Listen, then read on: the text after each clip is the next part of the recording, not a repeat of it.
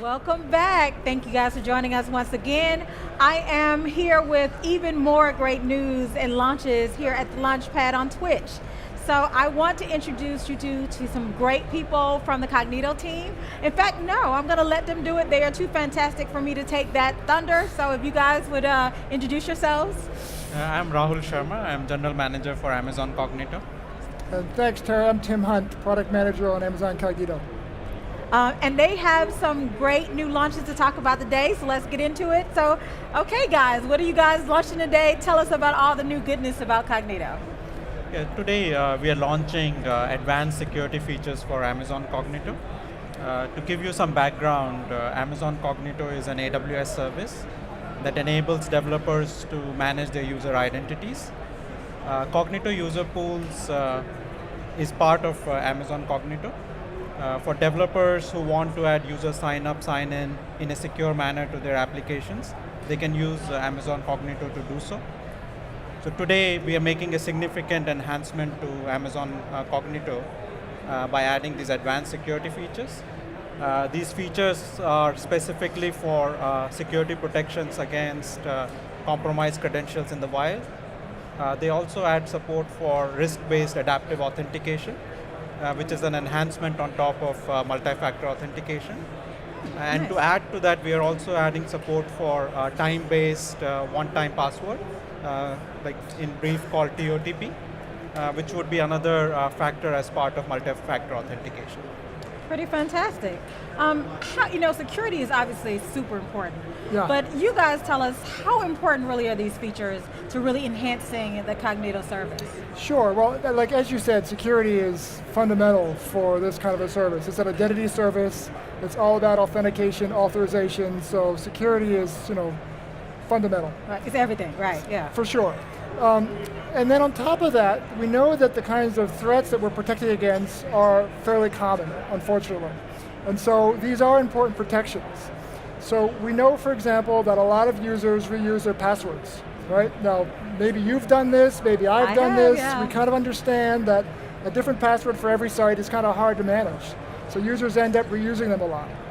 Unfortunately, that causes a range of problems, and most notably, sometimes you hear also in the news about sites getting hacked, right? Some other site, somewhere else on the internet, somehow they leak all their credentials.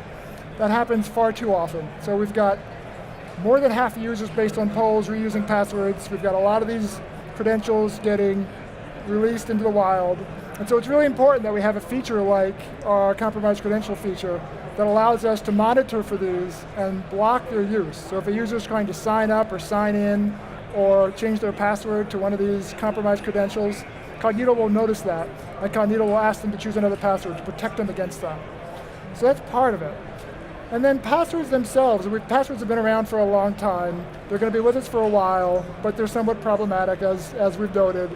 And so we're also building on top of passwords to add security on top of that layer. So that allows us to ask for an additional factor when it's required because there's something suspicious about the sign-in attempt, right? So it allows us to add security through this feature for our developers, but it also allows us not to inconvenience every user because it's smart. It looks at the request and it determines whether or not there's something that looks off. Might be the real user just traveling, might be somebody who's trying to get into the user's account. And if it thinks it's risky, it lets the developer decide whether or not they want to add some security. So it gives us more security without a lot of inconvenience, and it addresses these all too common security threats. So a long answer, but short take is we think it's very important. So you already kind of mentioned developers. Who else would be really interested into these features? Like, obviously as a developer, that I'm like, oh good, that's more stuff I don't have to build and I can get really to the crust of building my app and then still having it secured. But what other users would really be interested in these type of features? Customers and developers who value security for their users and apps, which we believe should be all of them, Of course. would be the primary customers of these particular features. Now, today, like if developers have to build such security protections in their app, so they have to spend like inordinate amount of effort and resources in doing so. Absolutely.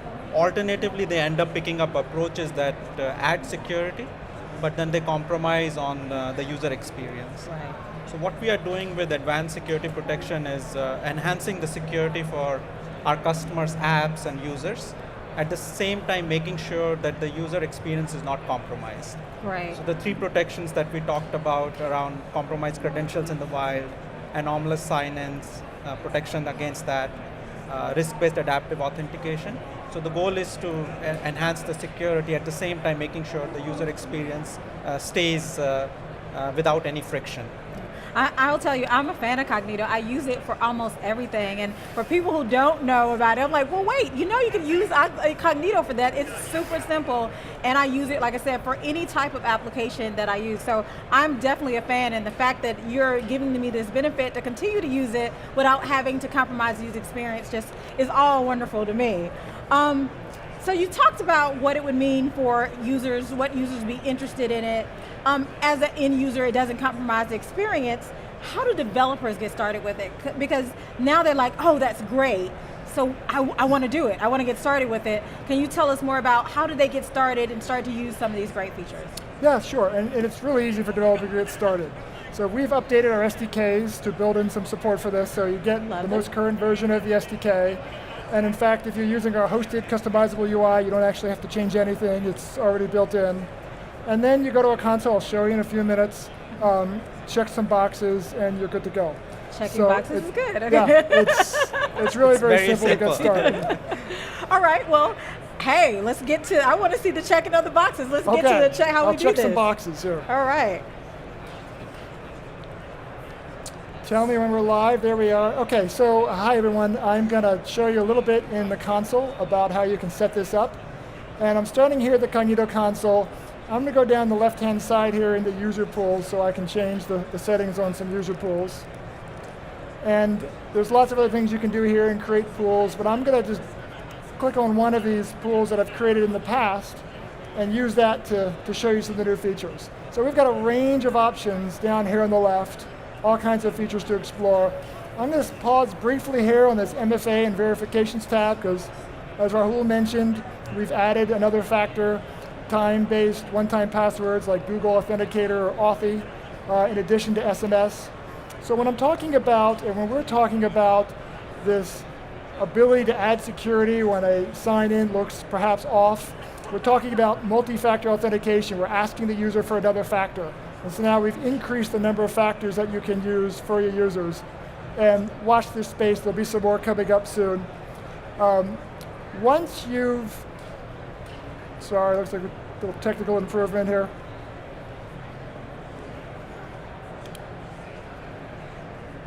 We had to pause for the technical difficulties, and now we're rolling. All right. We're back. Okay. Okay. So in addition to those factors, we've got a new tab here for the advanced security features. And there are 3 options to get started. Of course, there's off, if you're not using it. And then you can turn it on in 2 modes. First, there's audit only if you're first getting started, and you want to monitor what kinds of threats and what kinds of actions you could take without yet impacting the customer. So if you want to first take a look, maybe see how many threats are out there, you might be surprised. You can turn on an audit mode and look at some of the logs without impacting the customers. And then when you're ready, if you turn it on fully, you've got a range of options here to customize it based on the kind of balance you want to make for your app. You can change these settings based on different app clients. So we've got a notion of app clients, maybe your iOS or your Android app or different app clients. So you can have settings that apply to all, or you can choose just for a particular app. Under compromised credentials, the choice is simple. You either choose you're going to allow or you're going to block use of compromised credentials. Allow would be more in a monitoring mode. In most cases, you're going to want to be active, blocking use of these credentials that are going to be vulnerable. And then when it gets down to the adaptive authentication, you've got a range of choices based on the risk score. So anytime a user signs in, or there's any user sign-in request, Cognito is going to assign a risk score to it. It could be low, medium, or high. And you get to choose then, as a developer, what action you want Cognito to take at each risk level. At the lowest risk level, you could choose, for example, just to allow the sign-in request to proceed as normal. And in higher risk levels, you could go all the way up to potentially blocking the request if you wanted to. And in between are these 2 versions of multi-factor authentication. The first one we call optional MFA. You'll use that so that any user that has set up another factor, so any user, for example, has given you a phone number that you could use to send an SMS text, or any user who has set up a TOTP, like Google Authenticator, anyone who's optionally set up a second factor, if they have, then with optional MFA, they'll be required to enter that second factor. So you want to encourage your users to set up a second factor, and if they have, on this setting, if it's at that risk level defined, they'd be asked for that second factor. There's another level above that, which is require MFA. This means that in order to get past the gate, you have to enter a second factor. Now, some of your users might not have already entered a second factor, or set up SMS, or set up TOTP. All right, yeah, we're going to switch out because we're getting people that are on Twitch saying that it's flickering. But while we're doing the technical difficulties thing, I had a question. Yeah. It may not be a tough one, but it may already. So I had a great Twitch user that likes using his Cognito user pools, and he was noting that sometimes when he wants to make changes, he would love to have things where he can back up the data he has in the user pool currently, and then come back and recreate that pool in the appropriate way, and then re-import those users. Any solution for him you want to talk about there? So presently, like as part of the user pools, so we do have support for backup and restore, but that's kind of hidden as part of the service. Okay. Now a way currently like developers can achieve what the question was around is that we have these admin APIs. Okay. So you can use the admin APIs to export the data. Now you can't export the passwords as part of that because passwords are kept encrypted. Now, after doing the export, you can do an import back into the user pool. But I think these are some features that we do hear from the customers, and it's part of our roadmap to look at like whether we can expose backup and restore to the customers directly. Excellent. So that would address the problem for the specific question that got asked. See, they're real time. You ask, so we get to answer for you. I love that. Okay, so are we?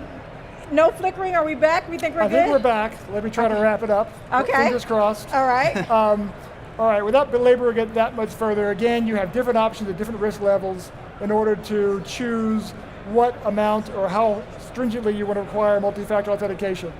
Also really important are these checkboxes over here for notifying the users. So you can choose if you want to let the user know, hey, we saw a sign-in attempt at this time, at this place, and give them the option to report back whether or not that was them or not. Also warn them if it wasn't them to change their password. So user notification is also really important.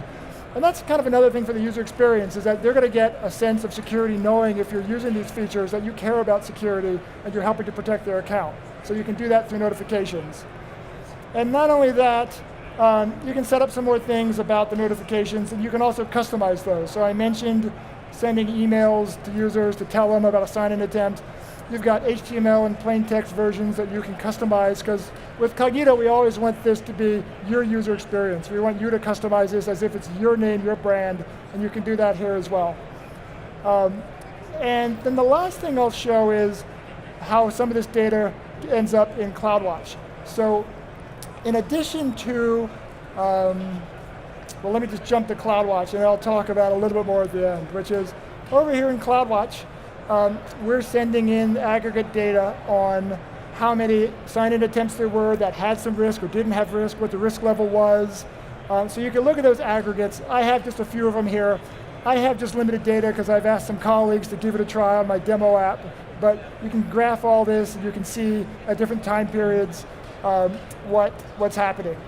The other thing you can do is for your each user, you can look at each user, you can see, I've got here, actually let me go back to this pool. I've got a list of all my users that have been sort of colleagues that have helped me check this out. And within here, you can find, this is actually me down here, Tim. And we list all the sign-in events. So if it's got a risk or doesn't have a risk, you can see the event history of all your users sign in or signed up attempts or forgot password attempts. It lets you know if there was a risk detected. It lets you know if they passed MFA, so you can really see a history. And that's also important if a user calls up and says, I wasn't sure what happened. You can understand kind of what happened. And you can also click on these and you can tell Cognito, whether or not this was a valid or invalid request.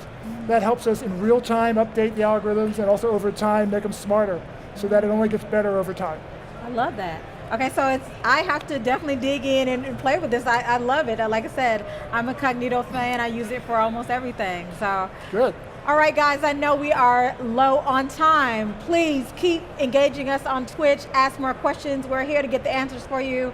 And please go play with the service. This is such a very cool service. So hope to see you soon. We're going to wrap it up. Stay tuned for Twitch Live for more great launches. Talk to you soon.